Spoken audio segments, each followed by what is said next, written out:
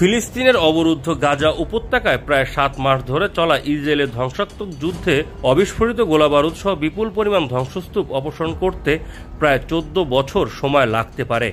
জাতিসংঘের mine action সার্ভিসের জ্যেষ্ঠ কর্মকর্তা পেহের লোধাম্মার এই ভবিষ্যৎবাণী করেছেন।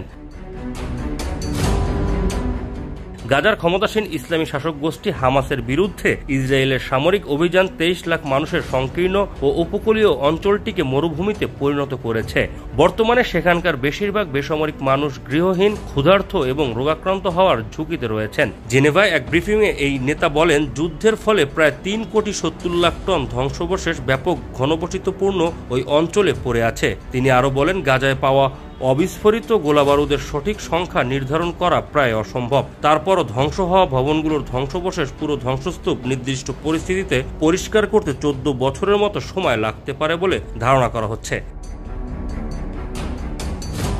জাতিসংঘের এই কর্মকর্তা আরও বলেন, আমরা জানি সাধারণ স্থলবাহিনীর ছোড়া গোলাবারুদের অন্তত ১০% অবিস্ফোরিত ও বিকল অবস্থায় থেকে যায়। আমরা ১০০টি ট্রাক ব্যবহার করে ১৪ বছর ধরে পরিষ্কার কাজ চালানোর কথা বলছি। গাজা উপত্যকার ক্ষমতাসীন গোষ্ঠী হামাসের শত শত যোদ্ধা গত ৭ অক্টোবর ইসরায়েলের উত্তরাঞ্চলে ঢুকে ১,২০০ জনকে হত্যা ও আরও ২৫৩ জনকে ধরে নিয়ে গাজায় জিম্মি করে রাখে। গাজায় হামাসের হাতে এখনও ১২৯ জন জিম্মি রয়েছেন বলে ধারণা করা হচ্ছে। হামাসের হামলার জবাবে ৭ অক্টোবর গাজায় যুদ্ধ শুরু করে ইসরায়েলি প্রতিরক্ষা বাহিনী। এই যুদ্ধ শুরু হওয়ার পর গাজায় ইসরায়েলি হামলায় এখন পর্যন্ত ৩৪,০০০-এরও বেশি ফিলিস্তিনি নিহত হয়েছেন, যাদের মধ্যে অন্তত ২/৩ নারী ও শিশু।